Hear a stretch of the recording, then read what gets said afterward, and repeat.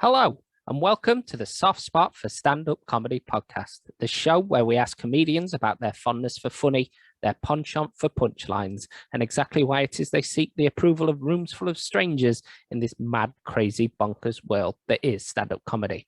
Now, this is the first full video episode of the podcast. I feel like I didn't mess any of the questions up. We had no technical issues, so I've not had to edit anything out, so you're getting the whole lot. My very special guest was Gavin Smith. I loved getting to know him a little bit better. I think we're going to be good friends. I hope you enjoy. Hi, Gavin. Welcome to the podcast. How are you? I am fine, Daniel. How are you? I'm very well. I'm getting married in we're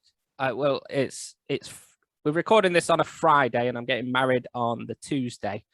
So I am a little behind on episodes and recording podcasts and stuff, but yeah, I'm good. I'm not too stressed. I'm just trying to keep my missus calm. About you? You buzzing? You just had a gig?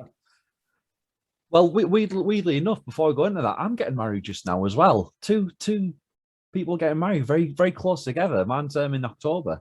Oh, right. Okay. What date? The 9th. It'd be really bad if I got that wrong there, wouldn't it? Yeah. Yeah. Where was that on the set? How long have you been together?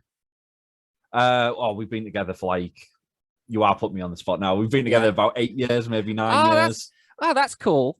We've got a lot in common there. I've been with Lindsay for 7 years.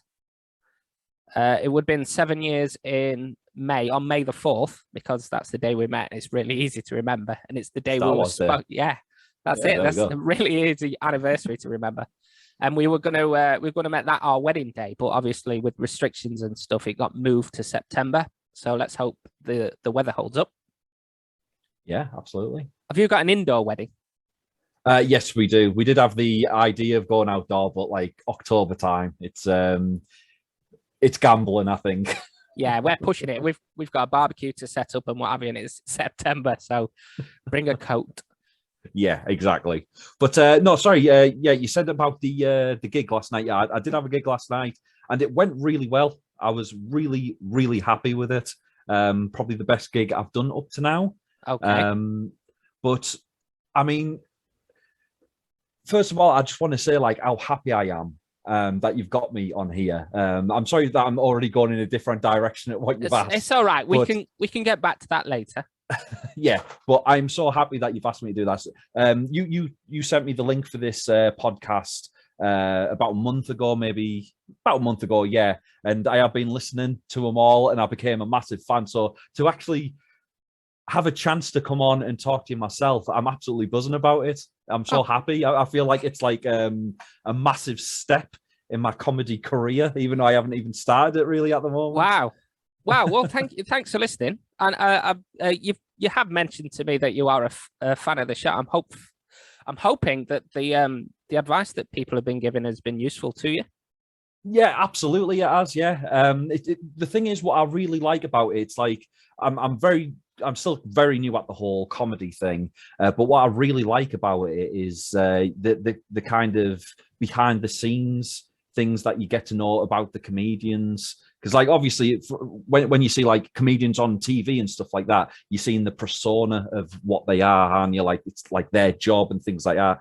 But who knows what Jimmy Carr's like behind closed doors? He might be a quiet, bashful old soul. You never know. But so these types of podcasts where you're hearing what Dan Ennis is behind the scenes and stuff like that. To be honest, he's very much like that in real life anyway. There's no kind of discerning him. But a lot of the other people, it was nice to see. I've seen a few of the sets, like I say, but actually hear them talking about their own experiences and things like that is absolutely fantastic. It's such a nice thing for someone new to the scene like myself to be able to hear and to kind of learn from a lot of the stuff that they have said.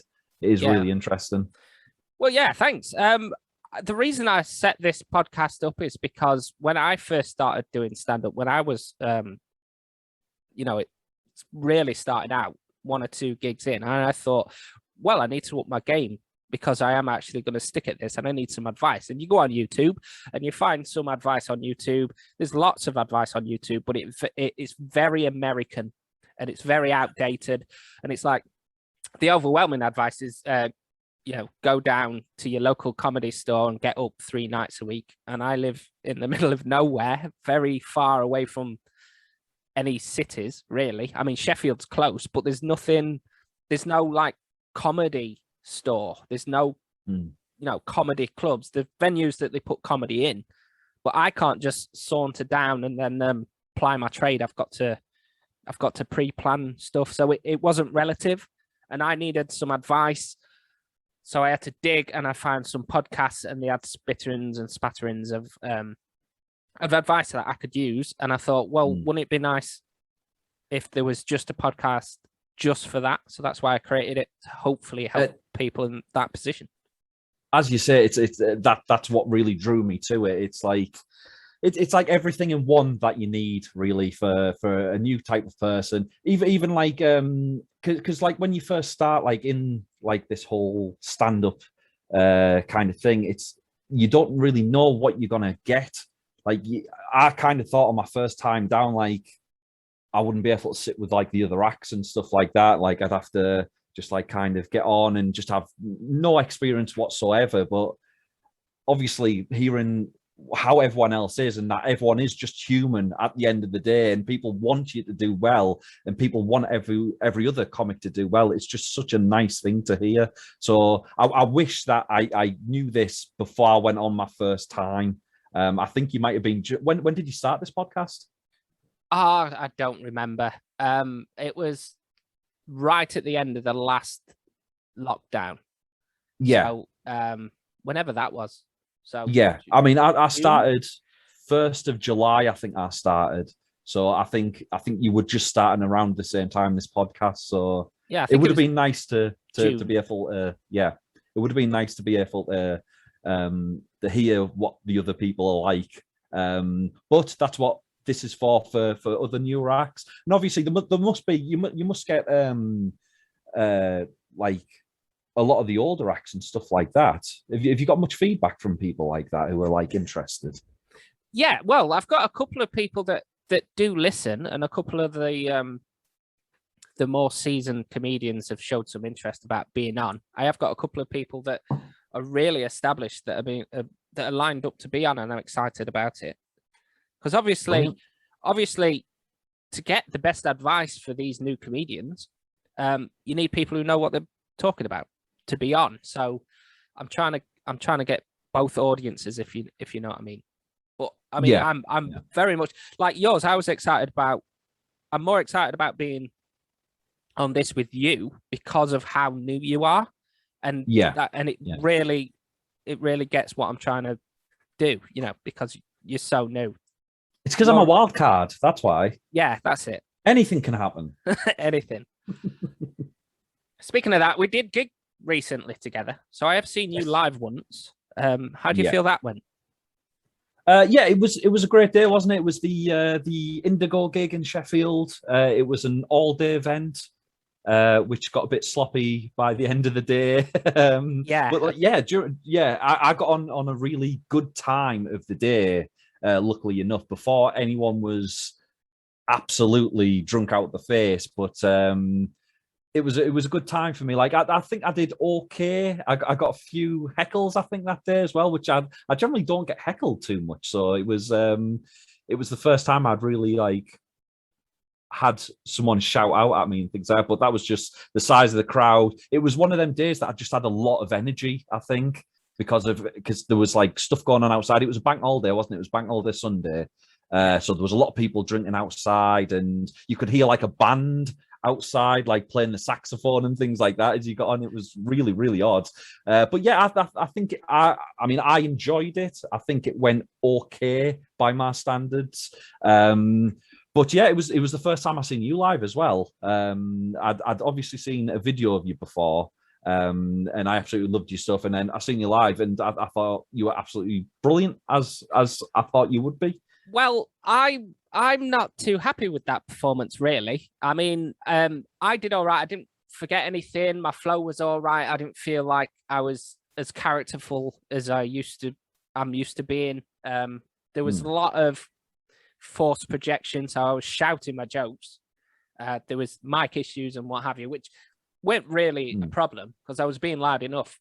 In the first half, because it was split into two, in the first half that you were in, the majority of people in there had come for comedy and they were ready for it and they were up for it and they were a really nice crowd. And by the second half, some of the acts had left with their friends and family. And some of the people that had come for comedy had had enough and left.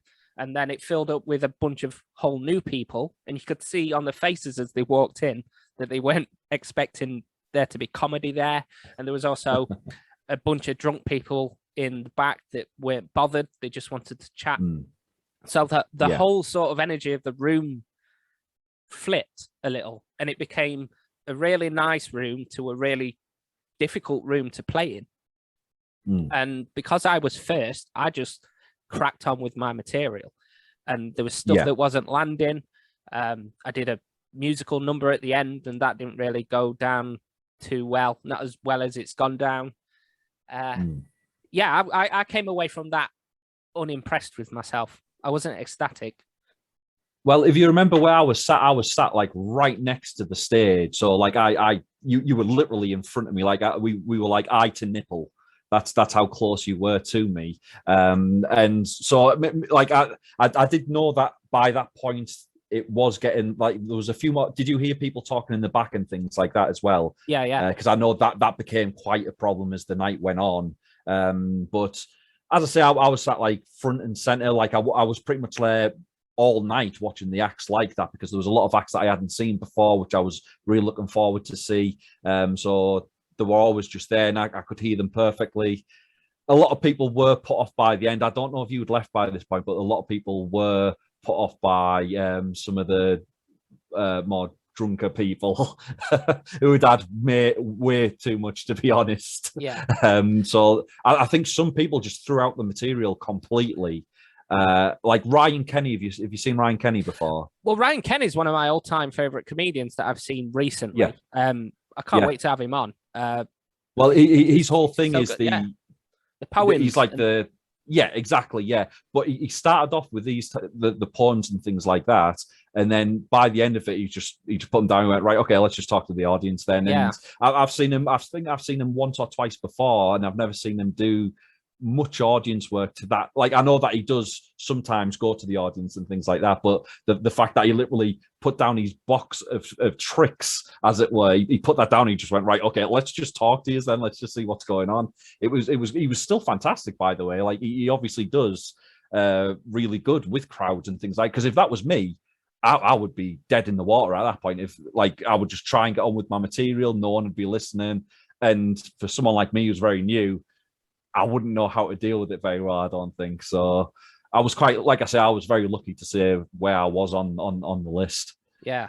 I mean, one of the things that I've taken away from that as well, that I was not so much disappointed with because I couldn't really change it. I wasn't aware of it at the time because I was the first one on the second part. Yeah. I just cracked on as if the people in the audience wanted to hear material and what have you. And then it became very apparent after me that people were just dropping their act to deal with hecklers and just riffing off the crowd and what have you. And that was the whole tone of the second half. But because I didn't know that, because I was the first one up, I was the guinea pig. If I'd have gone on late in the first half, I think I would have smashed it. If I'd have gone on later in the second half, because I did leave early, I had to catch a train. If I'd have gone later on the second half, I'd have become more aware of what I needed to do in that room to make it work, and I might have played about with it a bit more. But I'd kind of gone into my material and just like trained through it. I'd set aside something like nearly 15 minutes worth of material, and my son timed it, and it was something like 11 minutes. Right. So I don't know, because it wasn't working as well as I thought. I might have rushed it, or there was significantly less laugh gaps to wait for. I don't know, but well, as I said, I was sat front and center, and I thought you were brilliant, mate. Oh. I enjoyed every second you were on that stage. Yeah, there was I did notice a couple of people that were enthusiastic all the way through my act, but the new table of older people that walked in didn't really like my material. Because like you, I am a one-liner that does particularly dark jokes. They've got a bit of a twist on them.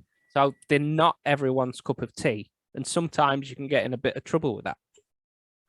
Oh, absolutely, you can. We could talk about getting in trouble with jokes. Would you like to hear what's happened? I mean, we have spoke about this. We have spoke about this. I mean, I said to you that there's a joke that I have written, and I told you the joke, and it's a really good joke, and I'm not repeating it on here because it's upset people, and I'm like, but it's clever and it's funny.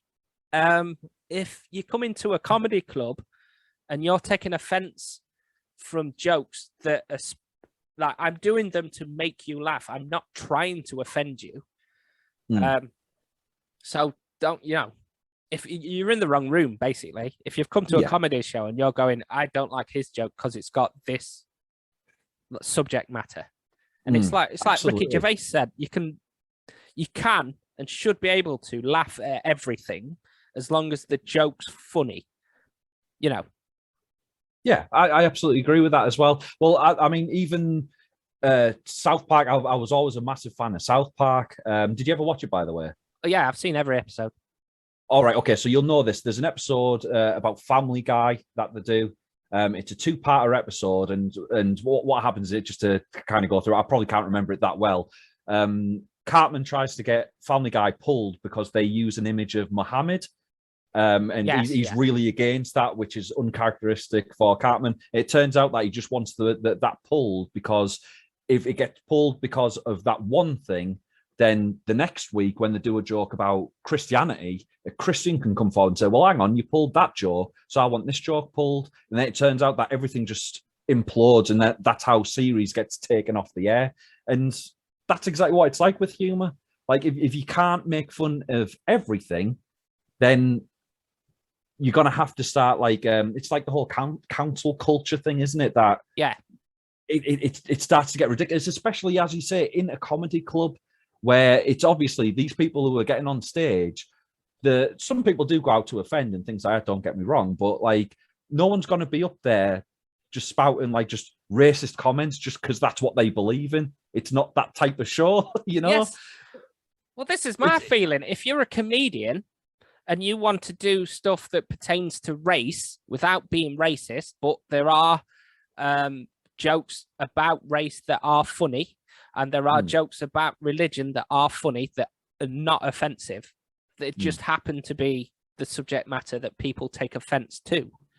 And it's risky, especially early on, because people can say, oh, I don't like that. You're never going to work again. But then you look at stuff like Frankie Boyle, when he was in his heyday, and he was really, I mean, he's still performing, but it is a bit milder now. But when it was really trying to be offensive, people were going to be shocked and what have you. And it's all right saying, it's a bit hypocritical saying that because he's at the level that he's at, he can continue working. But because you're brand new, you can't do anything like that. Yeah, it's a weird thing. I mean, I talked to you about this last week, that when we did that gig together, I do a certain callback joke where I keep coming back to a certain subject. And although I don't use any racial language or any stereotypes even during this joke, but is about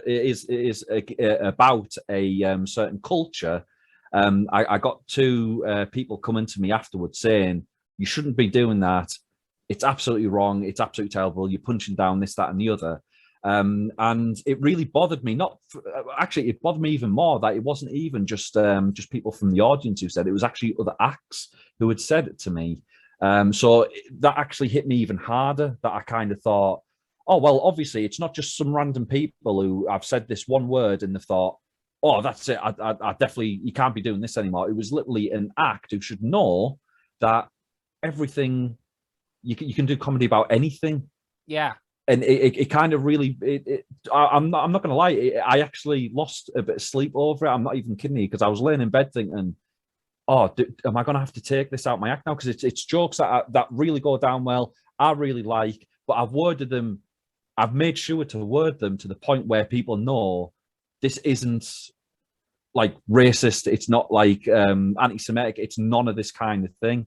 But the fact that these people seem to see it that way, it really, it kind of upsets me. I mean, in my real life, I don't like upsetting people anyway. No. But so what I did when these come forward and said this to me, I did try and talk to them on the day. By the way, they just blanked me. So I already knew that I upset them. I was waiting for a message to come through, and the message did come through 2 days later. And when they said this to me, the first thing I did, I went to my other comedian brethren, and I came to you obviously because I knew straight away you're a one-liner, you do dark diaper jokes. What do you think of this? And I think I went to 3 or 4 more people on the day, and then on my gig yesterday, I pretty much went to most of the comedians before, and I just said, can you just listen out for this? Can you just let me know what you really think about it? If it is, and I kind of thought to myself, if anyone kind of says, look, you can't be doing this kind of thing, then I would have to be like, right, okay, then it is bothering more than one group of people. But luckily, everyone's came to me and said, absolutely nothing wrong with it. And I have got good feedback from it in the past from just members of the audience who said, this is brilliant how you kept bringing this back. And every time you start this joke, we knew where it was going, but like the way that you got around to it, it's like good feedback. And I don't feel bad anymore about these people. I just I do know for a fact that I might have a target on my back now, which is it's a bit upsetting. It's the first time that I've been in this comedy scene where someone's taken offense to me, and I think I just need a bit thicker skin if I need to keep going. I think it's not going to be the opinion of everyone that sees you. Most people are just going to let it go for what it is, which is funny. My feedback for those jokes, I was there. I thought they were hilarious, very clever joke writing. It's very clear that you're not the offending party in that joke. So not to give it all away, but basically the joke, the string of jokes and the callback is all to do with Gavin's got a friend that's part of a particular group of people that get persecuted for being in that group, and having complained about that, then go ahead and persecute another group of people. And you're pointing out the hypocrisy of that. That is brilliantly worded. I would never been able to put that in that good I've been words, thinking about it. And I think it's very clever to point that hypocrisy out. And your statement throughout that joke is, this is not how you feel. You're the one commenting on that hypocrisy, not the fact that you believe either way. How this person feels about this group, So it's not racist at all. So the funny thing is, the funny thing is, apart from the joke, obviously, the funny thing is that it's actually based on a true story. Like literally, it's not something that just came in my head. Oh, that would be funny. I literally had a friend who was part of a certain group, and as he was growing up, like he's been like persecuted for it. He's been beaten up on times for it, or he's been hit at least. I don't know if he got beaten up, but he's been like struck, and things like that. And then literally, as I was talking to him about all this kind of stuff, we were just like in a pub, like group of friends, stuff like that. Literally 5 minutes later, he was telling me how much he hates certain other groups of people who live like 3 doors down from him. I'm like, oh, can you not see that? Yeah. Can you not see? I mean, at this point, I want to beat you up. And it's not because the group that you're in is racist. Yeah, exactly. Yeah, that's exactly what it is. So it's crazy to me. It's crazy to me. It's crazy to me that I've, like I say, that these people came forward and said this. I mean, don't get me wrong. They weren't nasty when they came to me. I want to point that out. They weren't like digging at me or anything like that. But they were just kind of saying, if you keep doing this, you're probably going to get banned from all these comedy nights and things like that. No one's going to want you and things like that. So I think they obviously felt very strongly about it, but at the same time, I do sort of believe they weren't really listening. I think they heard the name of the group that I keep bringing back into it, and they just said, "You're not allowed to say that about that group. You're not allowed to say anything about that group." That's what it came across as. Yeah, you can't even mention it. Yeah. So what I did say is, can I do it about this group then? And no one ever got back to me about that, because it was either them saying, "Oh yeah, that's fine," to which I could say, "Well, hypocrite again." Yeah, exactly. Or they can say, "No, you're not allowed to do about any," which is just cancel culture, which means you can't do jokes about anything then. So what do you want to do? Yeah. Well, my advice for you, when we spoke about it, my advice for you was that if I've found that there's certain offensive jokes and certain dark jokes that I wouldn't say that I do anything offensive. I'm not targeting any sort of groups. I don't even speak about particular groups at all. But there's certain jokes that I would do and people would go, ooh, and reel from it. And then I rewrote the joke to a cleverer wording, therefore funnier, and the same people would then laugh at that joke. Now, the subject matter is exactly the same, but because they didn't find it particularly funny the first time, they took offense. So it's like, oh, it's not funny enough for it not to be offensive. And then as soon as you tweak it to an actual joke that actually works, they laugh, and then obviously they can't say anything because they laughed at the joke. So they become guilty if they start to, again, be a hypocrite. They're not my favorite people, hypocrites. They're up there with racists. Just before we move on from this, how would you feel about it if you did have people, like, say that you came up with a new joke, which is very clever, but you did have a lot of people come to you and say, you can't do this? How would you feel about it? Would it affect you, like, emotionally, or would you just kind of be like, oh, okay, that's fair enough? So it's not actually happened to me on that scale yet. It depends on how many people have... Hang on, sorry, was that yet? yeah. Well, what are you planning, Daniel? All I'm saying is that potentially the more and more people that you perform in front of, the more likely you are to come across someone who will take offense. And if it's an individual who has no sort of influence over the comedy scene, or they have,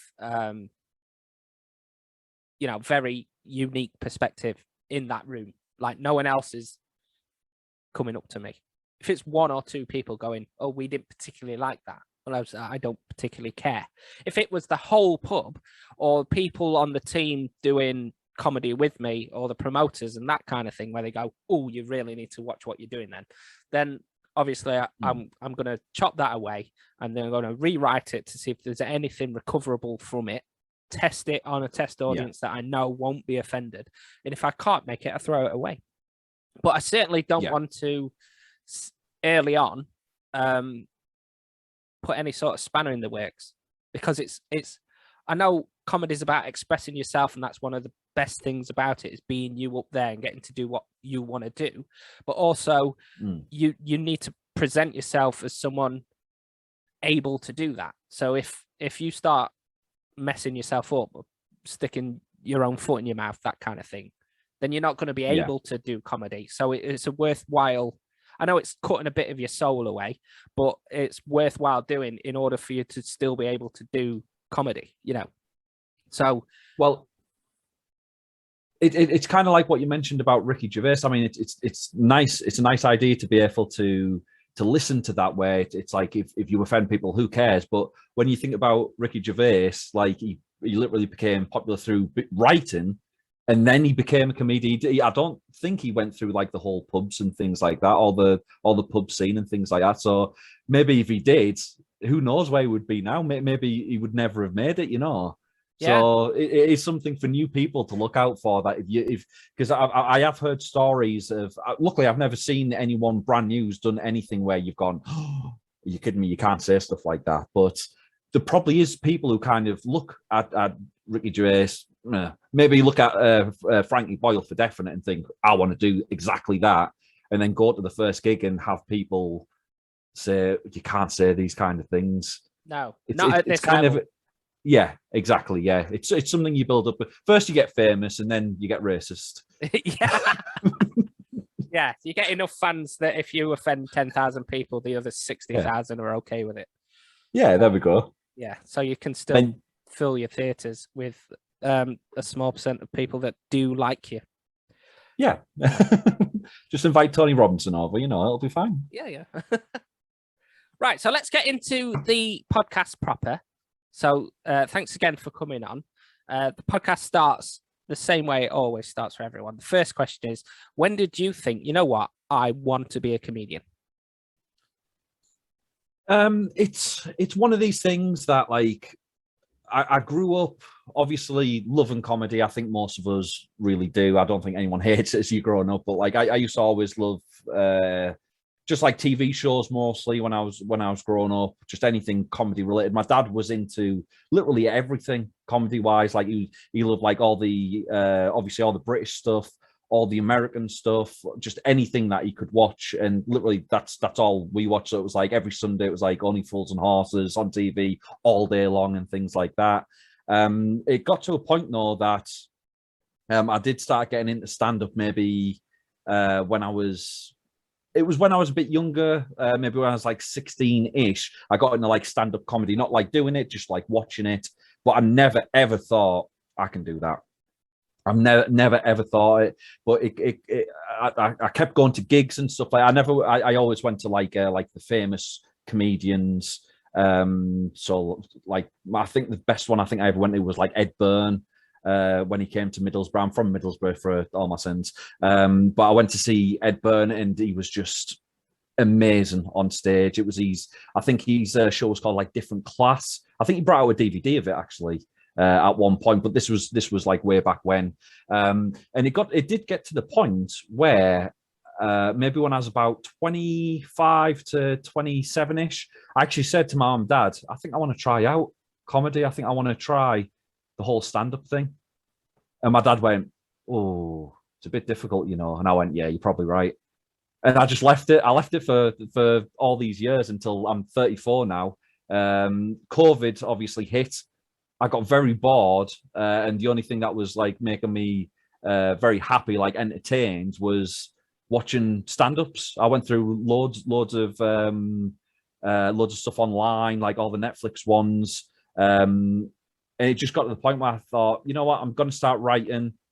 I didn't want to tell anyone about it because of like it honestly did get to the point where my dad's like he didn't mean to do it, by the way. He's not one of the he is a very like he will push me forward for things and things like that, but it's his he explained it to me when I finally started doing it that it was just like his idea of getting on stage it's awful to him, like he like as a lot of people would feel, like the nerves and like people watching you and it obviously going down really badly. Like he thought about all these things and he didn't want to put me off, but like it did put me off a little bit, to be honest. Yeah, realistic. I mean, most people then when they start comedy don't realize, and they must, that you're not going to be good when you start. So it's not like passing your driving test first time. You're never going to do that. You might be all right, and I've heard stories of people that have got up the first time and smashed it, relevant to what it is to smash it the first time, and you're always going to excel past that, but you're never going to be great at it. And the hardest part for most people is continuing through that bad period. It's like growing your hair. So I shaved my head and then I grew my hair long, and there was a good year where I looked like a douche, because I had like curtains. Yeah, it was to my eyes or to my ears, and it wasn't long enough to tie up, and I couldn't style it, but I was growing it out. But you've got to get through it in order for your hair to get longer, if you know what I mean. If that's a good enough analogy. Yeah, absolutely. And I mean that's just what happened with us though. It's just, I think COVID pushed me into kind of thinking, like, I miss people. Like when it ends, let's get out, and like, because I've never been that adventurous, to be honest. Like I live in Teesside, and there's been very rare occasions where I've left Teesside. I've never travelled or done anything like that. I never even left house for uni because I was too dumb for stuff like that. And it was a nice idea to kind of be like, oh well, I can go on the road and I can go to all these different places and meet all these people and things like that. And that's what kind of COVID kind of gave me the push to do it, that I kind of just wanted to get out there. Because even meeting people, like as an adult, obviously, it's kind of difficult to just go out and just be like, "Hello, be my friend." You can't just do that on the street to people because they generally run away from you. So, like, actually going out into pubs and stuff like, because I went to pubs with my mates, but like, you don't really meet other people and stuff like that. I just kind of thought, look, let's get out there, let's see a little bit of the world while meeting like the people in it and things like that. So, I actually wrote a 10-minute set straight away. Like, obviously, as a one-liner, you just write down what you think's funny. You just try and put obviously the jokes together and things like that. And it turned out that I had 10 minutes, luckily enough, because the first one I went for was a 10-minute gig. So I just thought, right, okay, let's do it. Well, that's quite impressive because between like the first time I ever tried it and then when I started trying it properly is it's about 3 years. So I got up.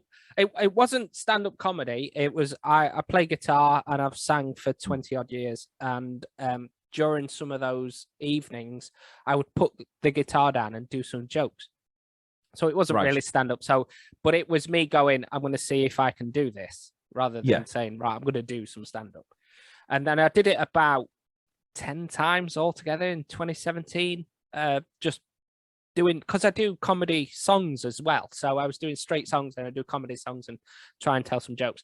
And then I went, right, okay, so this is something that I want to do. So then I just didn't do it for 3 years. But for those 3 years, I was writing and trying to get some decent jokes and then doing them to my friends in their kitchen to see if I could do this. And it took me that long to get a 5-minute set that I would be happy to go up and do. And then when I did that 5-minute set, I wasn't particularly happy with it. So, I mean, writing 10 minutes to begin with your first time, that's impressive. Well, I mean, I've always done the same thing as well, because I always, obviously, the comedy that I've always watched, like the stand-up stuff, you never see people bringing up notes or anything like that. So I memorized it all. And when I got there, like, obviously, the people that I was there with, they all took notes up because it was their first gig, like, after COVID. So obviously, like, just remembering it all, seeing what works and things like that. Obviously, people were bringing notes up. I think on that day, I was the only one who didn't bring up notes. I've never brought up notes with me, but at the same time, that might, like, the first time I went on, it's not like I remembered everything, because as soon as I got to the microphone, I did my first joke, and then I went, oh shit, like, what comes next? Yeah. And it just left my head, and it still happens to me now where not as much, but it still happens to me now where I kind of think, God, what's the next joke?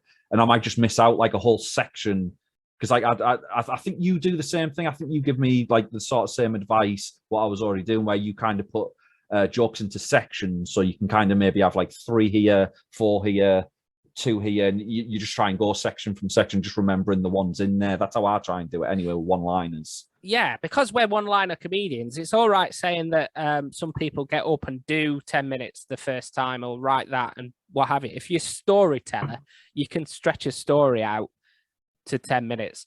There's got to be jokes within the story. The punchlines have really got to pay off, but that's what you're remembering. Those jokes inside it, they might not have to remember it word for word. And they might only have, in a 10-minute, 3 jokes or 3 stories with jokes in them. So that's all you've got to remember. And then telling stories, if you know the story, it's not hard to remember. But if I'm doing 15 minutes, I worked it out. If I'm doing 15 minutes worth of material, I've got a narrative, and there's certain sections, and I think there's 5 sections, all named different things, all got a certain amount of jokes in them. But out of all the jokes and all the tags in all of them, it was 49 jokes I've got to remember. Exactly. Yeah. So we're the ones that need notes. But well, that's the thing. Like, go on, have to. Sorry. Yeah, it's difficult, and there are techniques that I use to remember it, but it's a harder job to do one-liners and remember it all. Yeah, I mean, I'd like to like say for definite. Obviously, I've never done the whole storytelling thing before. The weird thing is though that I did when I was writing one-liners, I did start writing like stories. I have a great like real life story that happened to me when I was with my first girlfriend, and I think it would work because of just the whole thing that happens within it. But I've never had a chance to do it because, like, obviously, as one-liners, you want to keep getting better at what you're doing with it.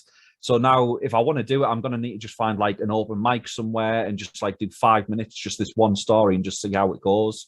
But I don't know. I don't know if I would rather do that and have like some longer stories in the set, or just like be one-liner completely. Because I love one-liners. It's what like I've always loved. I always loved the greats doing them. They've always been my favorite type of comedian. So I feel like I should stick as a one-liner, but I still feel like this story is like a fantastic story, and it's just gonna die in like some Word document somewhere on my computer, which is really sad. But I might get up and do it at one point and just see how the storytelling thing goes, because it would be nice to try. Have you ever tried like a bit of a longer type of story where maybe absolutely lasts... yeah. Oh, right, okay. I've got a couple of anecdotes that are pretty funny. One story, it took me 10 minutes to tell it. Nice. Completely true, somewhat unbelievable, happened to me when I was 8. I can't go into it, it's too long. But I'm with you. The problem is that if you start going, right, I've got these anecdotes and I can make them into long comedic stories, and then I can go out and try them, and then they become successful, and then you see people down the line that are really good at comedy, and most of them aren't one-liners. So you go, I've just spent the last 2 years getting really good at my one-liners and then writing that, and now this is working for me. Do I have to choose between the two? Is there a way of doing both? If you get to a point where you've got to fill an hour, how do you do that as a one-liner? Yeah, I mean, I'm all right. I've got musical comedy. I can do a bunch of songs, but it's so intimidating thinking I can't go and like remember 150 jokes. That's going to be mental. The weird thing is that I spoke to, I can't remember the guy's surname. He's called Billy though. He's an old comedian. I can't remember his name. I could look it up, but let's not do that while we're doing this podcast. But he told me that he knew he spoke to Gary Delaney at one point. Obviously, very famous one-line comedian, and I think he said something along the line of after like maybe 35 minutes or something like that, just the audience just stopped listening pretty much. So it is a scary kind of thought. You have to do something else at that time. So I don't know what I've never seen him live before, so I don't know if he does anything at that point. He may go on to do storytelling. I've not heard that he does anything though, but he says after I'm sure he said 35 minutes that literally the audience just switch off from one-liners. So you have to kind of mix it up a little bit. Yeah, there's a lot to process. I mean, like Tim Vine, who did 499 jokes in an hour. Yeah. And you can watch some of his DVDs and that kind of stuff.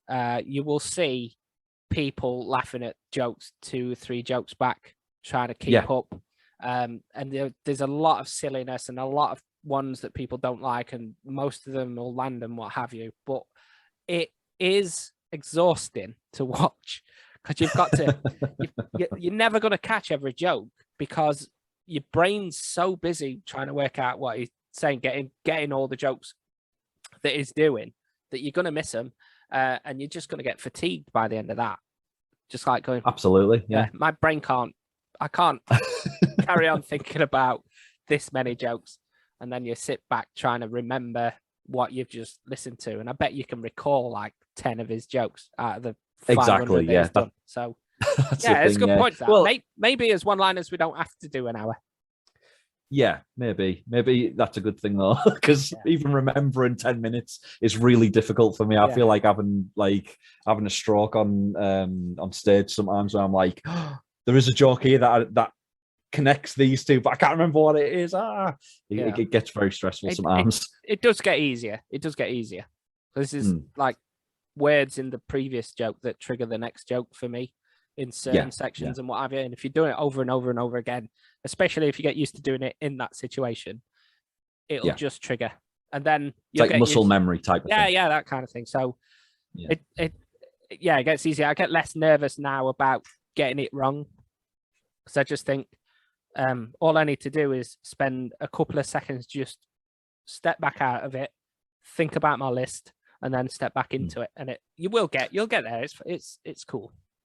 Well, I think for anyone who's new who's listened to this, or maybe someone who's thinking about doing it, I think you don't have to worry about taking notes up to open mics. I think that's a little bit of advice for people. If you can remember it, great stuff. But if you feel like you just need it, all I would say is that write it on a notepad or paper. Don't get your phone out, because I've seen a few people who've got the phone out who've trying to read it off the phone and stuff like that, and it never goes down very well. But if you have a notepad and you just need to check your notepad, that's not too bad. It's a weird kind of visual thing, but I don't know if you've seen that before. But like, I get what you mean. I find, people who have the phones tend to, I think, just stick with the phones instead of like just taking a quick look. They'll just stick and scroll and check Facebook and things like that, and it's not a good look when you're on stage, is it really? No. I did pull my phone out once. I didn't have any notes. It was an early shift, an early gig, and I lost where I was, so I pulled my phone out, and the Siri was telling me that I needed an update on my phone, so I had to open it and then cancel like 3 things and then move things before I could get to my notes. So it's like, update your notes. I'm like, this is not a good time.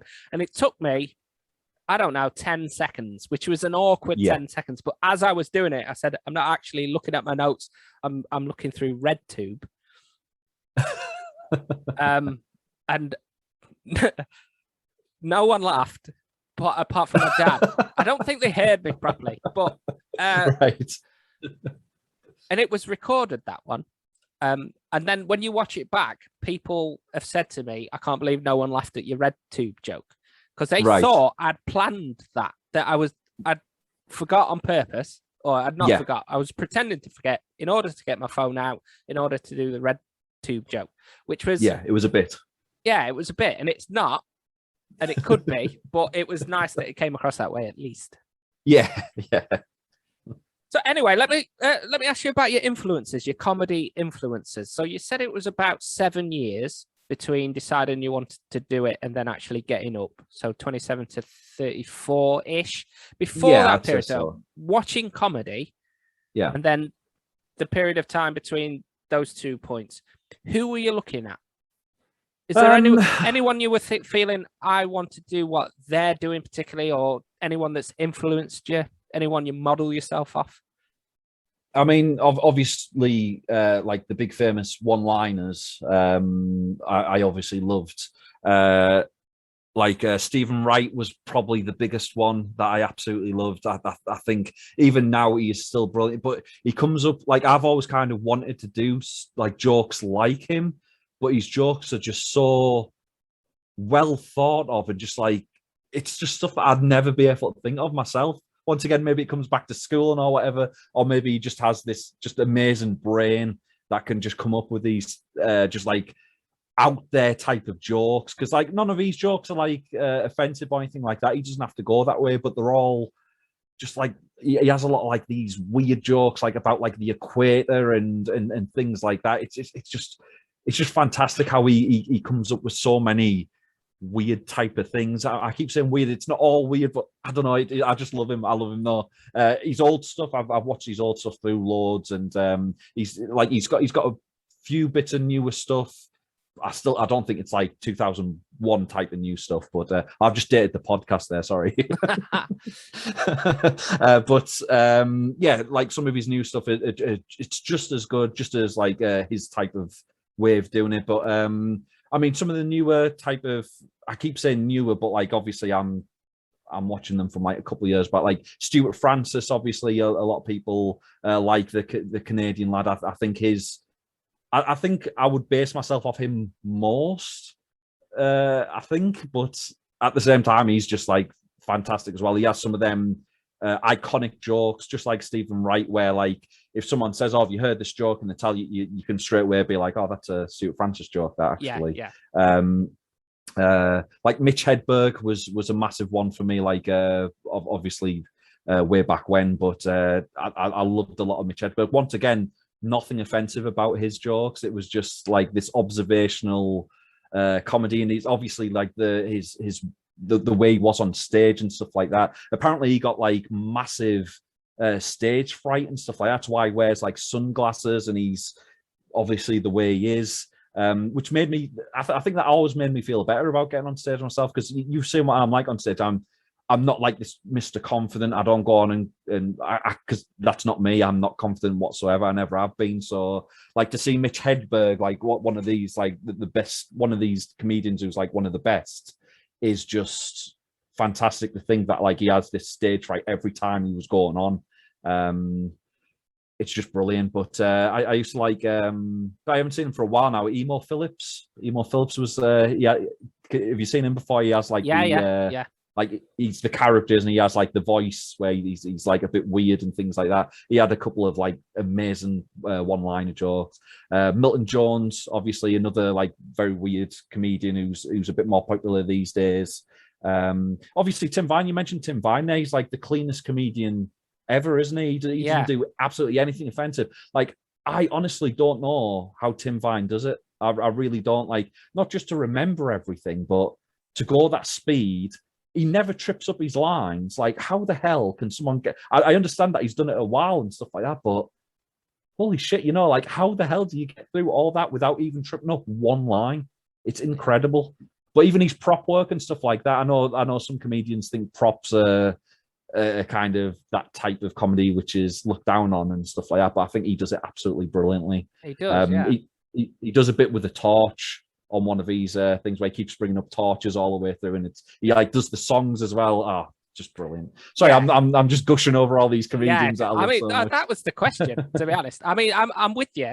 I think that there's a very definite line between silly and serious one-liners. If you do the middle of the road one-liner, that is a dad joke, if you like.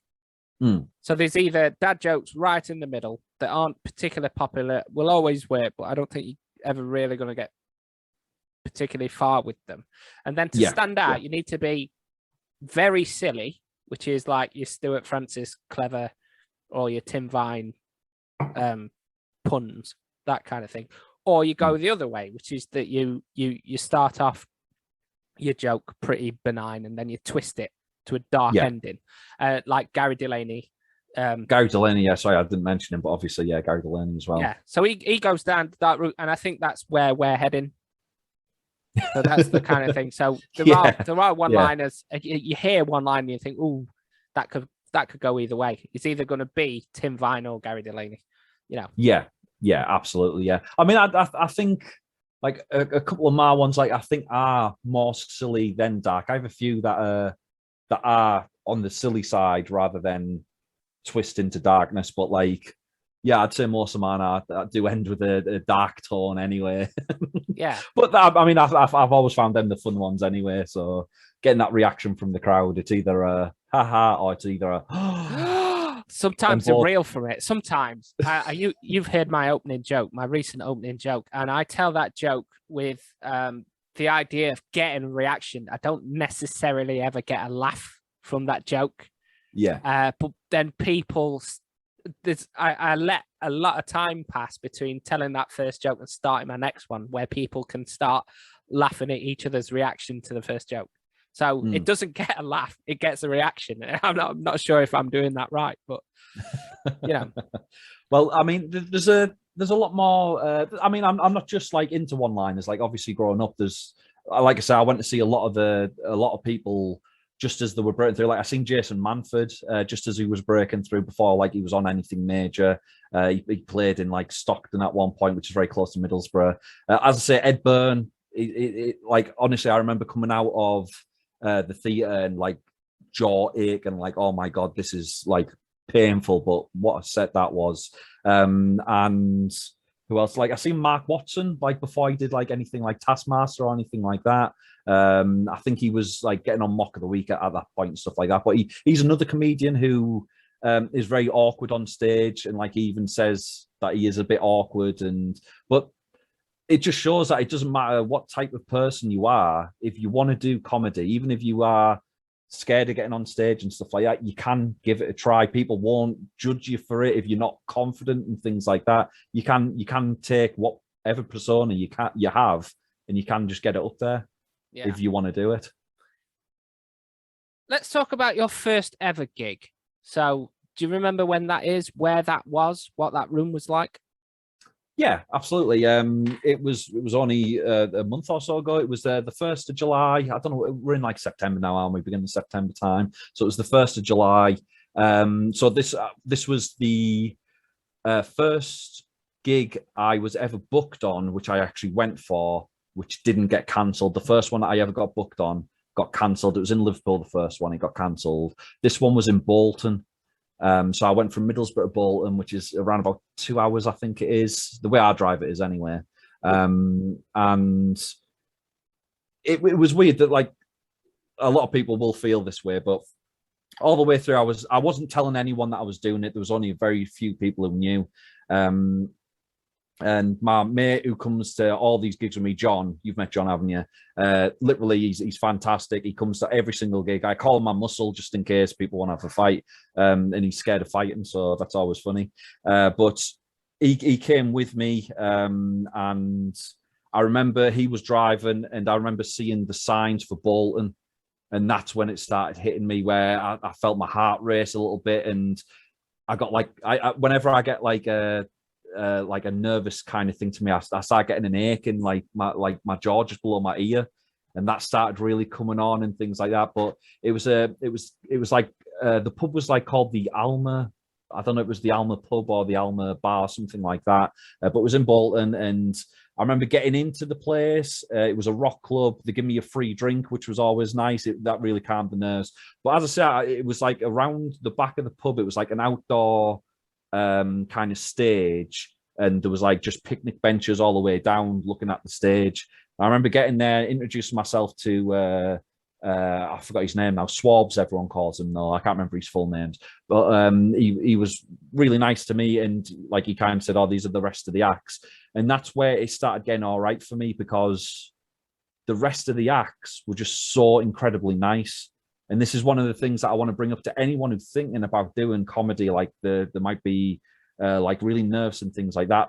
The rest of the acts, like, come and sit down with us, like tell us about yourself and things like that. And they were all absolutely super nice to me. And straight away, my nerves just went at that point, and I just thought, oh, okay, it's going to be all right. Because I was talking to, have you ever met Dean Aldridge?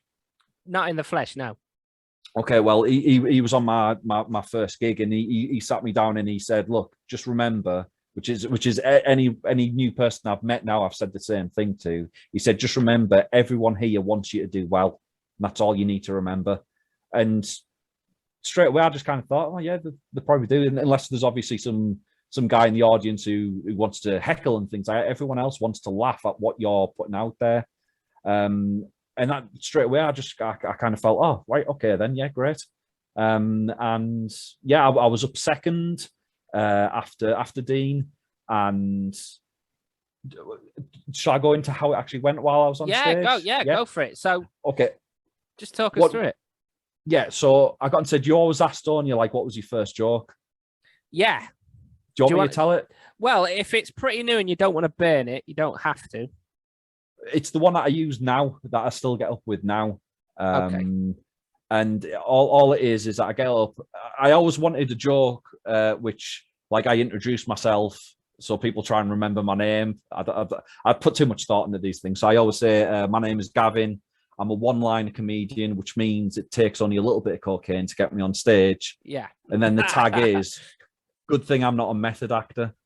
And straight away, the when I said the cocaine bit, straight away I got a big laugh from it, and I was like, oh, okay, that went down there. Because the only thing I've been absolutely nervous about was the first time I was getting on, thinking that everything I've wrote down I find funny, but no one else will. Because like I live with my partner. My partner doesn't get comedy whatsoever. She like any type of joke or anything like that. She doesn't like. She likes like silly stuff and things like that. She likes like Friends and stuff like that. She loves and things. But like my type of comedy, it's just a no-go to her. So like I can't say anything to her. Like I ran them past John, but like doing it to one person, you'll find this. Sometimes if you say jokes to just one person, like they're just like, oh yeah, that's quite good. And you just think, oh God, this is really bad. This. So that was my worst fear, that I'd get up, I'd do one joke, nothing. Second joke, nothing. Third joke, nothing. But luckily I got up, first joke hit. And as people laughed, that's where everything else just disappeared in my head.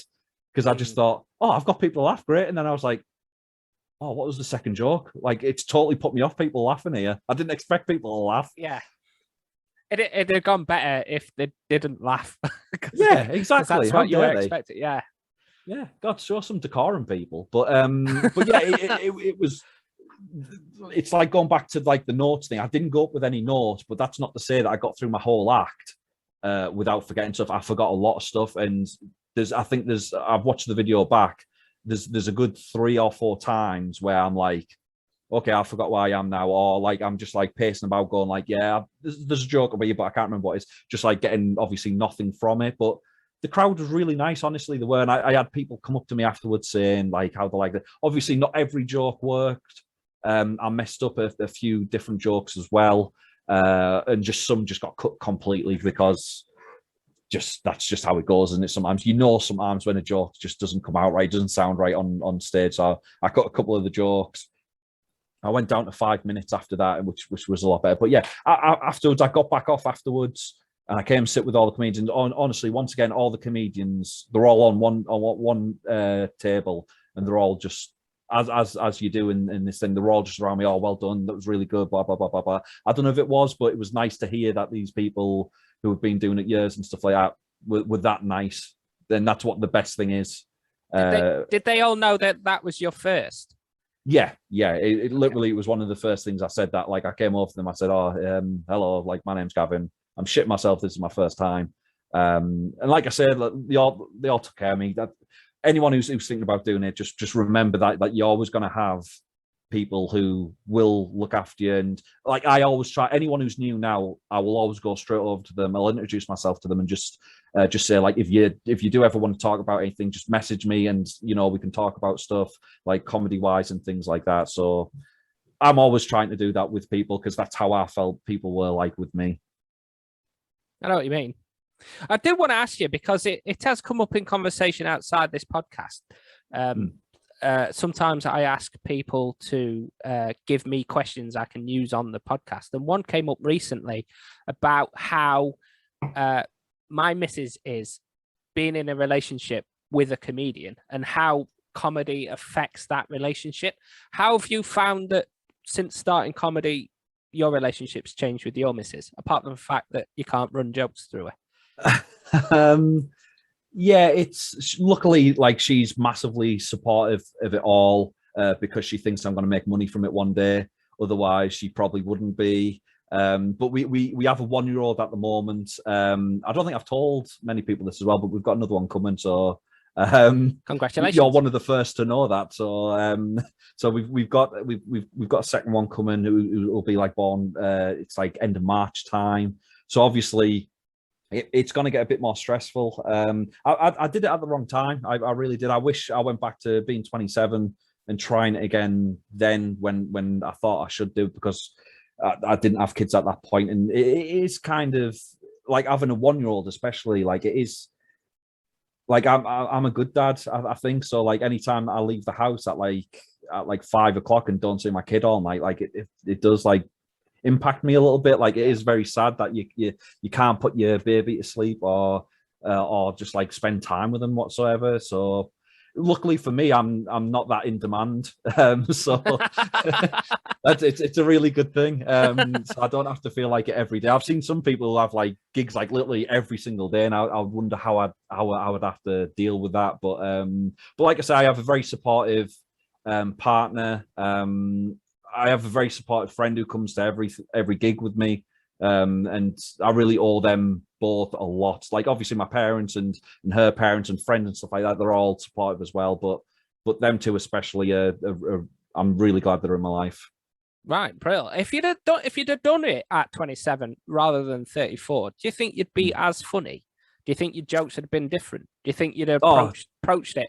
If you can look back at 27-year-old you, yeah, you reckon your material would be completely different? Yeah, maybe. I honestly don't know. It's a good question. The thing about starting it now, which was always good, you'll know this yourself, is I luckily got in contact with Ollie Clark from Sheffield. Obviously, you know him yourself, and he was the contact to have for me because he just helped me with just so much. Like he obviously introduced me to yourself and a lot more the other comedians in that like circuit. So it was nice to have that kind of background knowledge of what everyone else is doing. Just having that support, and obviously if I started that many years ago, I don't think many other people were, all you guys anyway, were in that kind of section. So I do wonder if I would have ever met anyone else who was that kind to me, who like helped me out that much. Because I don't know, I think Ollie goes above and beyond with especially new acts and stuff like that. I owe a lot to him as well, to be honest. Yeah, I do believe that when I started, the crowd of people that I randomly fell in with were such a beautiful crowd of comedians, so supportive, so friendly, and it might not have happened that way. Yeah, exactly. Yeah. Your first gig then went particularly well, for a first gig. You got all those laughs and stuff. If it had gone horribly, horribly wrong, like you didn't get any laughs and you were not happy with it, would you have continued, or would that have put you off? It was always the plan, to be honest. I honestly didn't. I didn't think I would get many laughs whatsoever. But I always said to myself, and I said it to John and my partner, that if it did go downhill, I would at least need to try like 4-5 more times just to see if it, because I did understand at that point that like certain crowds act different ways with you and things like that, and obviously you will get better in yourself doing this kind of thing, like your timing and pacing and all that kind of thing. So I always kind of thought if it did go terribly wrong, which I did expect, that I would. I think when I booked the first gig, I think I did have about 3 more like within the next month or so. So I just kind of thought if it does go wrong, I'll do them and we'll see how we feel after that. But it felt like it does feel addictive as soon as you get on. I felt like addicted to it straight away. I mean, I've never done crack before, but if it's anything like getting on stage, like, sign me up. Yeah. Sounds like a good laugh. No, I'm going to start a rehab center for ex-comics. Yeah, exactly. Yeah. I need that thing. Just give them like a big room with mirrors on every wall and a microphone. Yeah. Yeah. So you've done about 10 gigs. No, in fact, you've done exactly 10 gigs as of last night. Yeah. Are you calling yourself a comedian at the moment? Are you there? Yeah. This is a crazy question. I've been thinking about this one because obviously I know that you ask other people this one, and I don't know, to be honest. I've never said to anyone that I'm a stand-up comic. I've never said it. It doesn't feel right at the moment to me. Obviously it's what I am doing. I am doing stand-up comedy, but yeah, it is a weird question that I can't really answer too well. But I've never said that I'm a stand-up comic, but I don't know if that's because of the way I feel about myself or the fact that I see everyone else getting up and doing like these amazing jobs. Like I don't want you to think that like I'm proper down on myself or anything like that. I do feel like realistic about myself. That's how I feel. But like it feels at the moment that I don't know. Maybe if I ever get paid, maybe that's when I'll be like, oh, okay, I'm a professional comedian now. But I don't think I've ever said to myself, I'm a stand-up comic to anyone. I mean, maybe if I wasn't with my partner, I was trying to impress other ladies. Maybe at that point, I might try it. But that doesn't work. Yeah, I bet it doesn't. No. So yeah, you've only done 10. You've not been doing it very long. We did mention the gig that you did last night. Was that your best gig so far? Yeah, I mean, I've done 10. I haven't had any like absolute terrible gigs. Like I've heard of some comedians who've gone into places and like the crowd wasn't listening and like the people are like smoking weed and stuff like that, and they're just there just to kind of talk and stuff. I've heard that sounds horrendous. I don't know what I would do in that situation, but it sounds horrendous. I've never luckily been in a gig like that yet. It's, you can tell it's going to come at one point, you can tell, but as far as good gigs go, yeah, I would definitely say my number 10 was the best. I think like it felt right, you know, like sometimes you have nights, like the whole night felt right as well.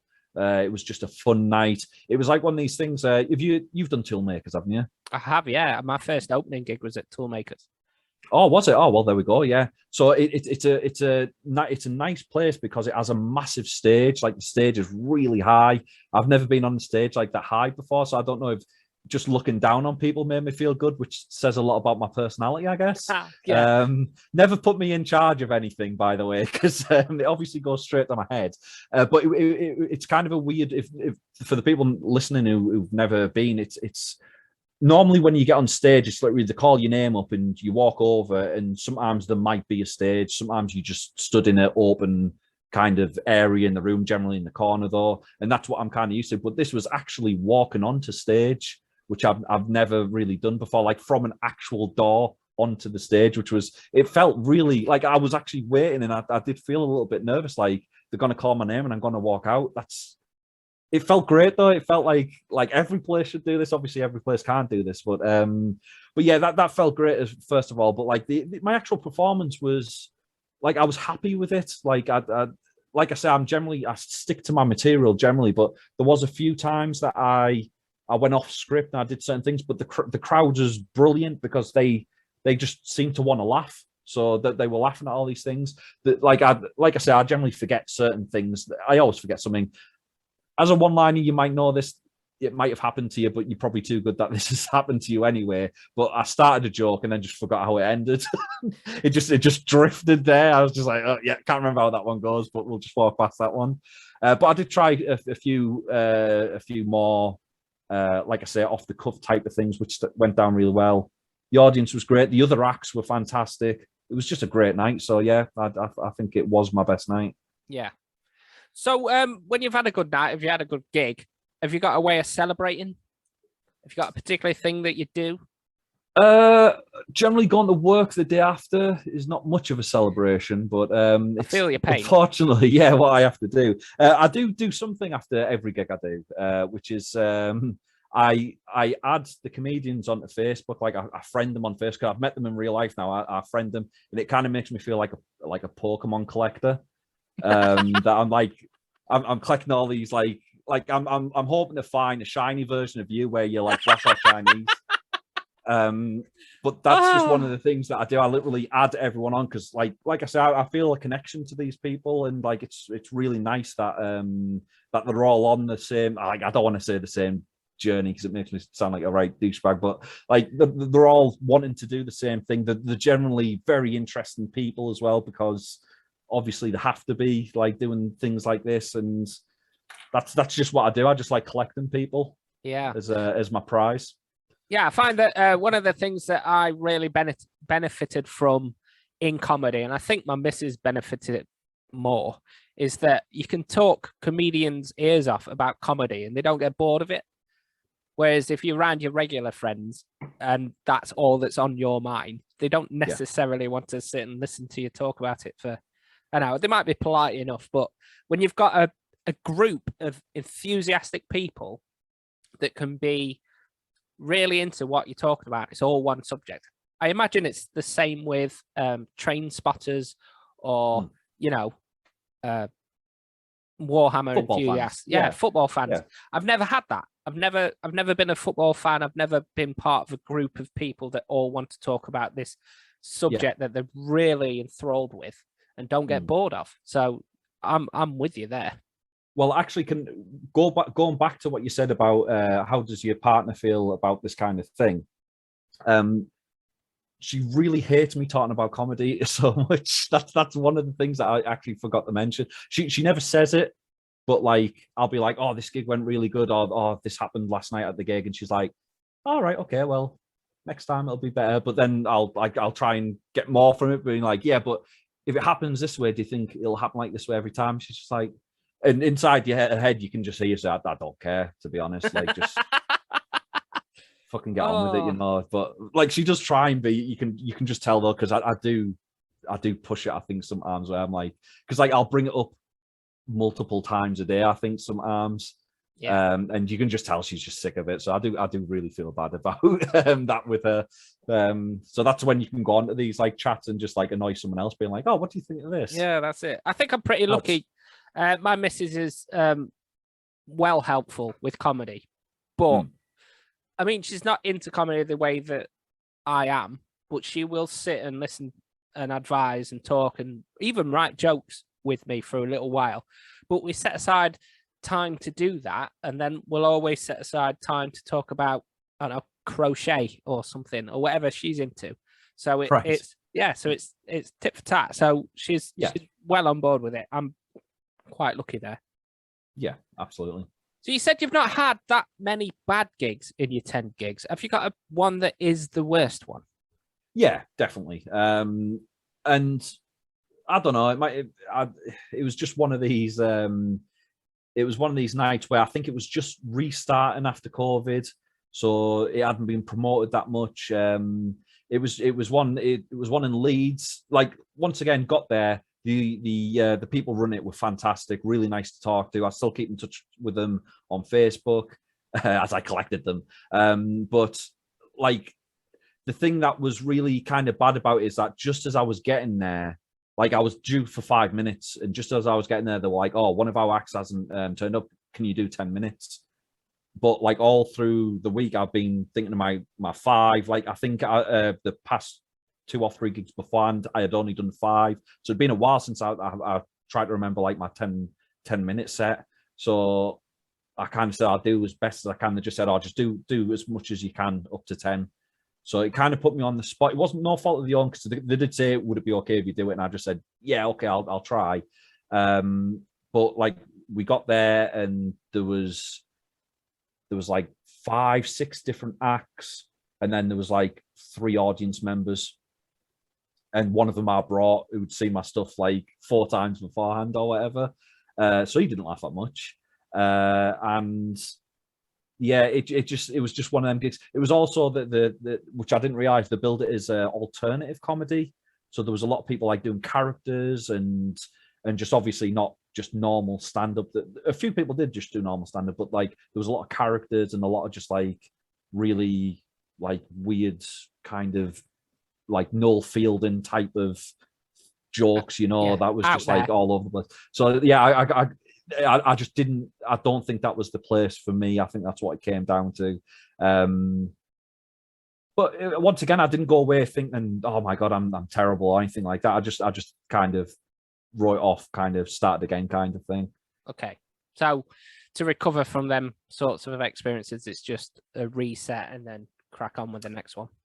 I mean, I know I can't remember which person said this. I think a few of them may have said it before already. The Milken law, or the 11 o'clock law, whichever one that you want to say. So it's the one where 11 o'clock the day after, 11 in the morning, you can be really happy until there, or really sad until there, but then you just write a line under it and just think, right, next gig, let's get onto that one. I got advice to do that, and that does really help with any time that you're kind of feeling bad. But like I say, I think I've got a good mentality about it. I know I've heard of some people who have bad gigs and like it absolutely ruins them to the point where like they don't want to do any more and things like that. I've heard it happen. But I'm still in the mentality that I'm very new. I'm gonna have bad gigs. I'm waiting for the one that just goes horrendously bad. I'll see how I deal with it then, but I'm hoping that I've still got the same mentality as it'll get better. Don't worry about it, kind of thing. Yeah, I'm hoping. We'll see when people listen to this in a month's time and they're like, "Oh, where's Gavin playing? Oh, I can't see anywhere that he's playing." No. He threw himself off a bridge. Yeah, that's it. We will move on to advice. We've spoke about a couple of bits of advice that you would give to new comedians. I will just say after that bit that if you are going to have a bad gig,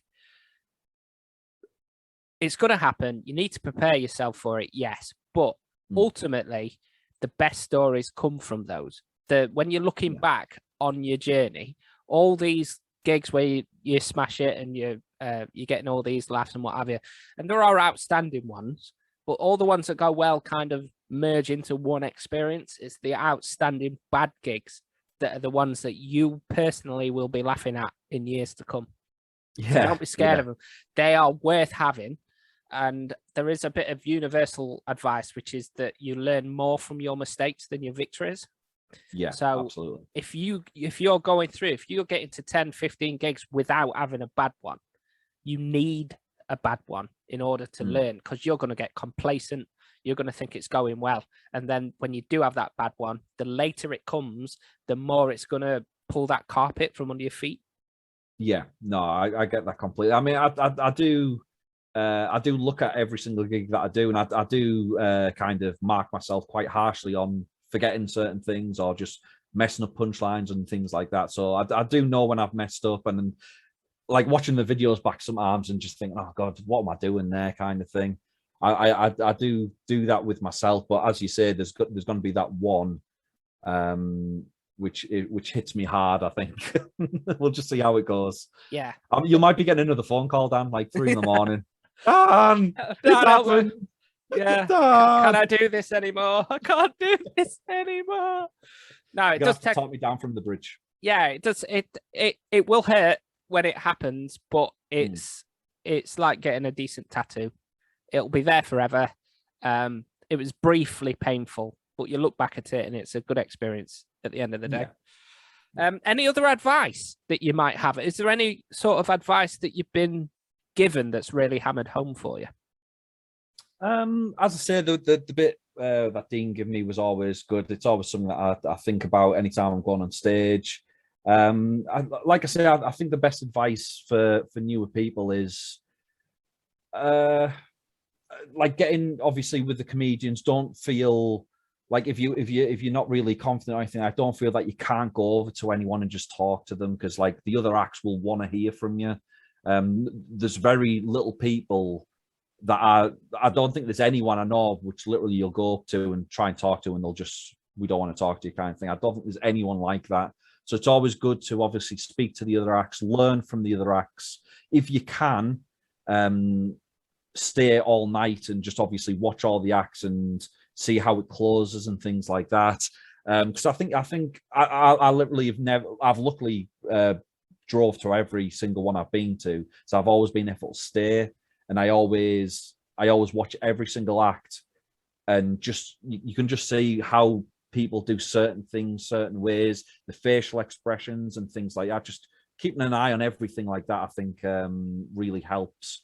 I've seen a few people who, like I said, just pure confidence, and it's something that it would be nice if I could ever get to that point. But I don't know. For other advice, I can't think at the moment for anything.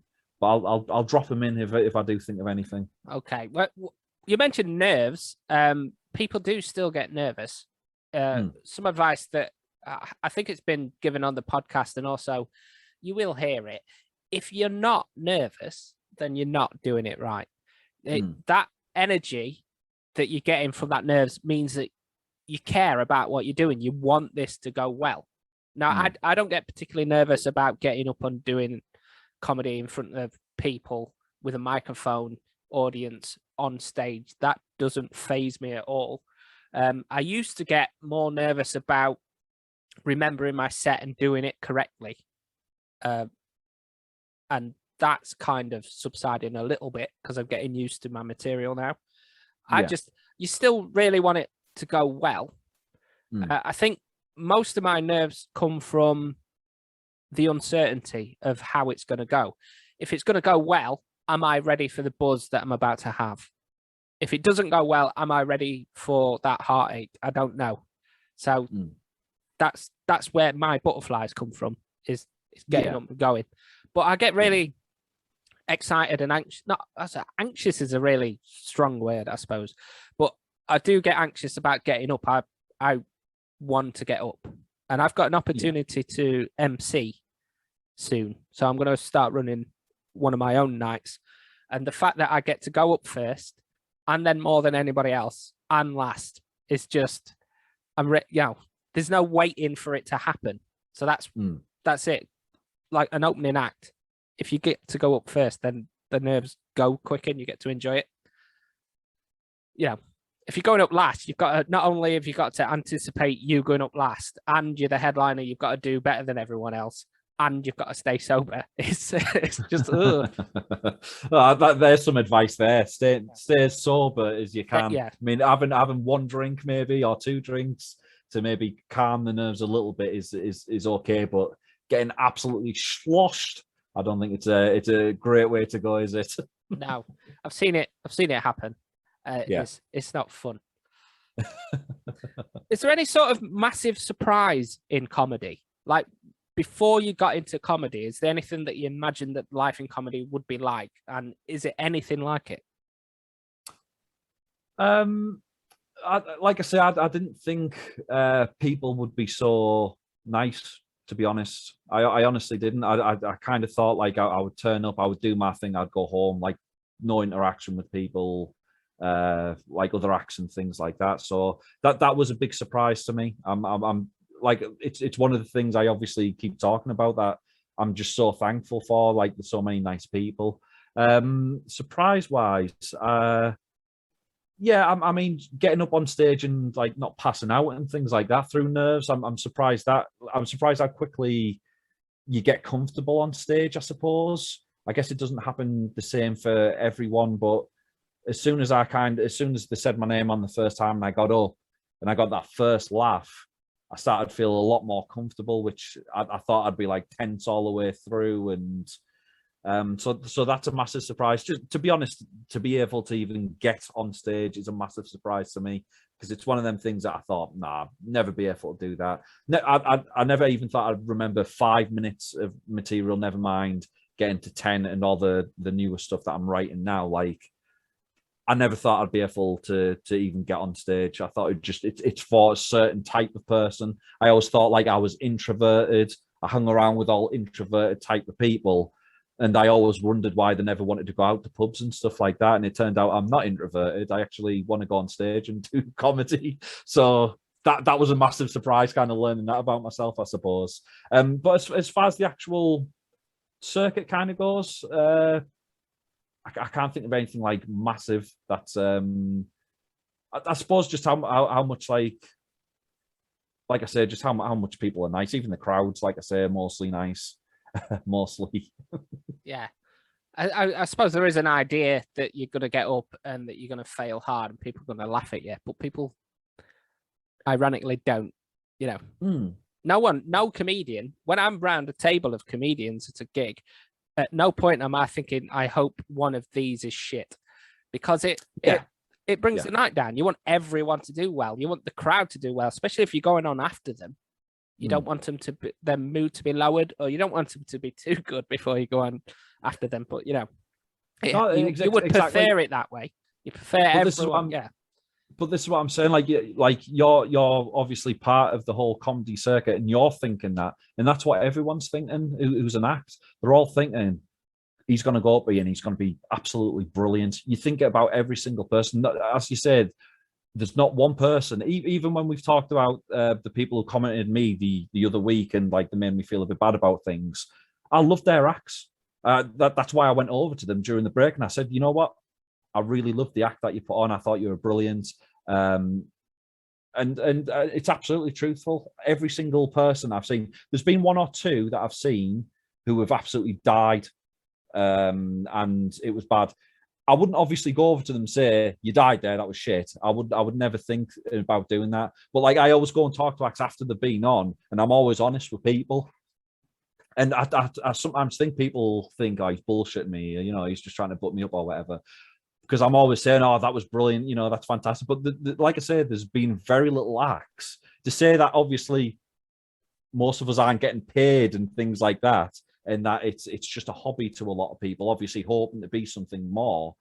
It's just crazy to think how talented people are at this point of their careers, where they're still doing free shows and things like that. It's crazy. I suppose that's a massive surprise, how good the comics actually are at this stage. Yeah, at That this is a level, big surprise to me. That's Yeah. been a big one for me. I thought, you see people on telly and you think, I had a fair idea that I was going into not that. And then you see people now and you just think, that guy's going to be famous. Yeah. I've thought about a few people. Yeah, absolutely. Like, he or she is really good. They are really good. I can't believe I'm privileged to be. It's like on stage at this level with this person doing this well. And it kind of, I've taken aback.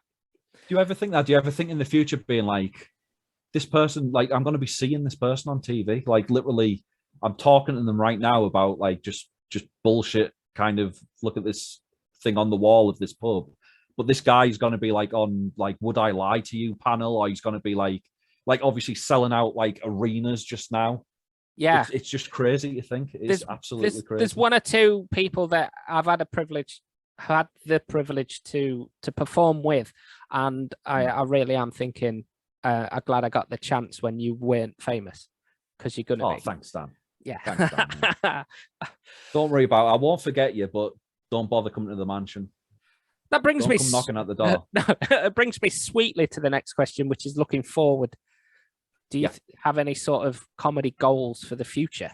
And is fame something that you would aim for? Is that something that would scare you off?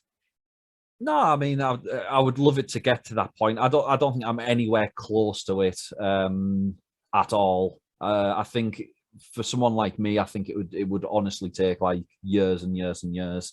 I'm not naturally gifted like some of the people that we're talking about just there.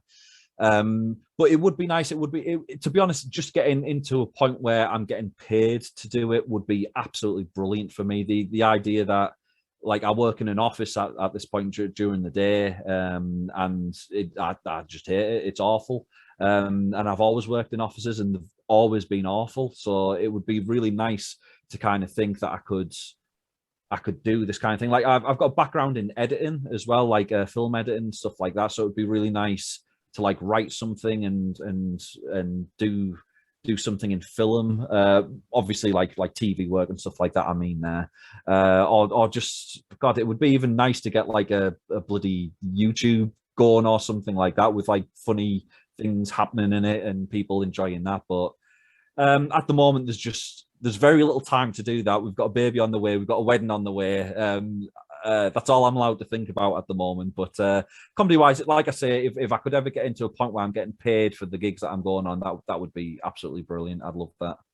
Okay, so your short-term goal is paid gigs, and then just if you can subsidize your current income with, getting paid to make people laugh, it's a really good feeling. I've got the same kind of goals.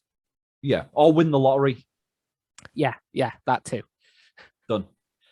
So that was easy, actually. It's an easy question. Yeah, it is, isn't it? It's not that. It's not win that lottery. Win lottery. I'll just write that down. Yeah. The last part of the podcast is a bunch of quick questions that you can take your time to answer. I do send these over to everyone before, so you can have a little think about them. Yeah. So you're ready for these? The first question is, who's your favorite comedian right now? Okay. I mean, weirdly enough, I don't watch stand-ups who are famous at the moment. So it's literally just the people that we see on the circuits and things like that. So one guy that makes me absolutely laugh, no matter how many times I see his set, I've seen him do new stuff. He talks to me afterwards. He makes me laugh there. It's Alex. Is it Alex Maureen? Oh, yes, yeah. Is that how you pronounce his surname? Maureen, I'm not very good. Yeah, I'm not very good with names. But he honestly, if anyone gets a chance to see him, honestly, he's brilliant. Also, another guy I've never met. I have seen him live twice now. Guy Black. He's doing very well at the moment. I don't want to be very stalkerish about it, but like it's one of these guys that I've added on Facebook before I've met him. He's a pre-Pokemon.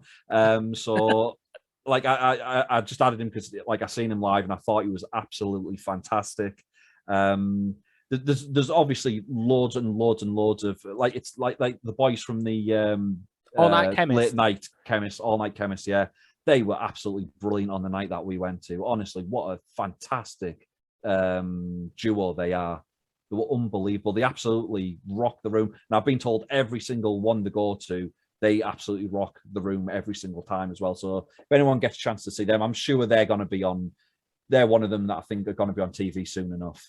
Absolutely, I think they're brilliant. But so yeah, it's just there's obviously loads of people that I could mention that, because like I say, everyone makes me laugh.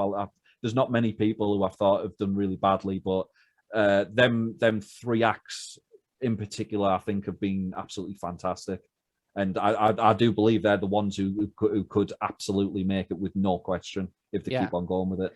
Yeah, it's one or two of them are in my list as well. So what's your favorite joke? Now, this doesn't have to be one of yours, and it doesn't have to be famous, but it can be a skit or a sketch.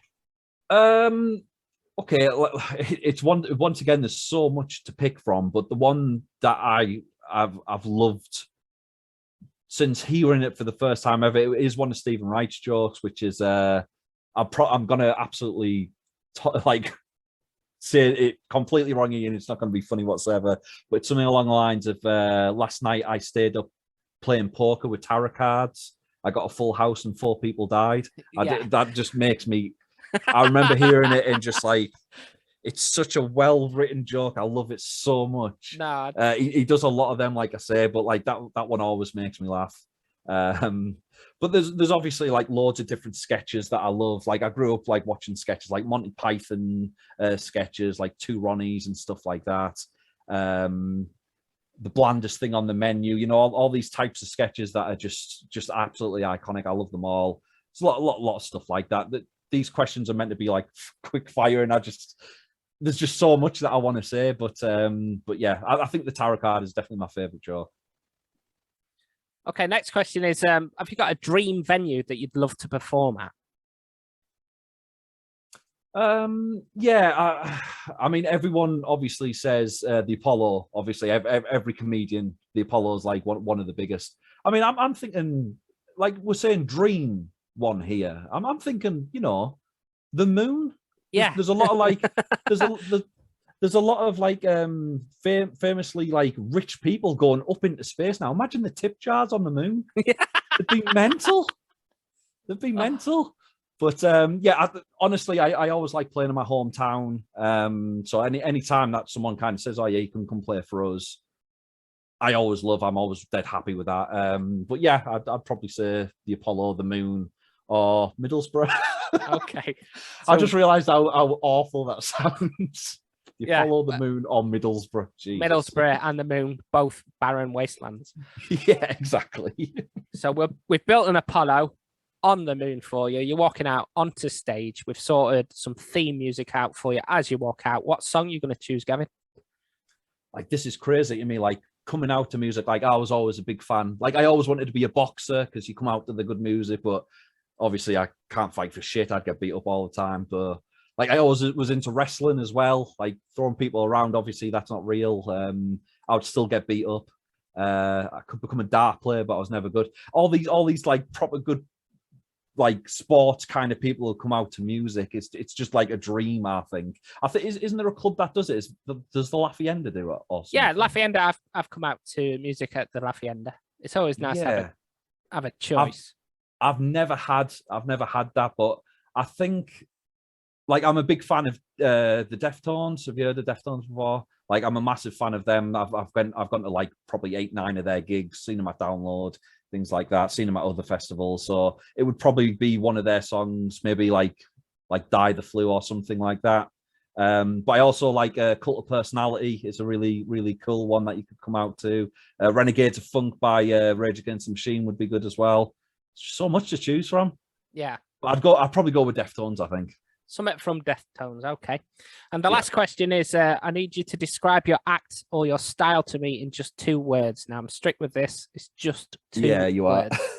are. Like, it would be boring to just say one-liner. I don't like that. I don't know, maybe something like dark, silly dark, maybe.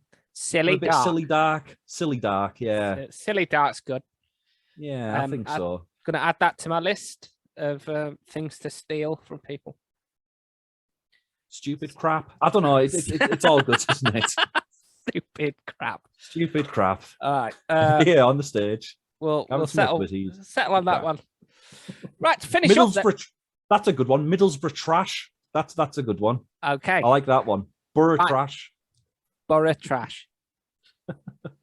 Sorted. Right, to finish then, what are you up to next? You got any gigs around the corner? I'm actually, I've got maybe like 10 to 15 like booked in the next couple of months, like up to December. I'm actually putting on my own one. I don't really want to say where it's at the moment because the guy who I'm doing it for is like, he's meant to be promoting it and he's just not at the moment. So it might not happen, but like, I'm really excited. It's like what you said about MCing. It's going to be the first time I'm going to be MCing. So that's going to be like, that's really scary to me, that like going to be talking with the crowd and things like that. I've never really done that before. So I think that's when the big nerves will come for me, if that night comes across. But I've got 7 comedians coming down for that, really, really good ones that I've been with before as well. So I'm looking forward to that. I think that's on the 16th of September in Middlesbrough. So we'll see if that comes forward. Hopefully it does. But otherwise, yeah, it's just a few more gigs here and there. Some of the big places in Manchester and Liverpool and things like that. So yeah, looking forward to it all. Okay. I usually ask what you're excited about that's coming up. It doesn't have to be comedy. If the answer to this isn't your wedding, then there's something wrong with you. Yeah. I mean, she might listen to this. So yeah, the wedding's going to be dead fun. You know, the really funny thing about it, Dan, is that like, honestly, this is absolutely honest, right? We didn't get engaged for ages, and she always kind of said like, we need to get engaged. Come on, we need to get engaged. We need to get engaged. And literally, it's just the fact that I never had money to buy an engagement ring. That's why I never did it. I always wanted to, but I just never did. And I, the funny thing is that she always said to me, like, it doesn't matter where we get married. Like, we could get married in the most rundown registry office ever. I don't care as long as we're married. And now we got engaged, and the wedding's about 18 grand up to now. Like, honestly, the way her mind just switched like that. Yeah, big wedding, let's do it. As soon as the ring went on. That's it. What I was saying earlier about hypocrites. Up there with yeah, racist. Exactly. Yeah. And also, what did I say about people having a go at me and me just backing down? You know, it's exactly the same thing. Okay, so thanks for coming on the podcast. Just leaves me to say thank you very much for joining me. It's been an absolute pleasure. Thank you very much for having me, mate. It's been absolutely amazing that you've let me on. No problem at all. Ladies and gentlemen, Gavin Smith. Well, that's it. The first full video episode of the Soft Spot for Stand-Up Comedy podcast. I really enjoyed that. I hope you did too. Please like and subscribe for further episodes. There's also a bunch of clips from previous episodes on there that you can enjoy. Thanks again for listening. I've been Dan Live. Goodbye for now.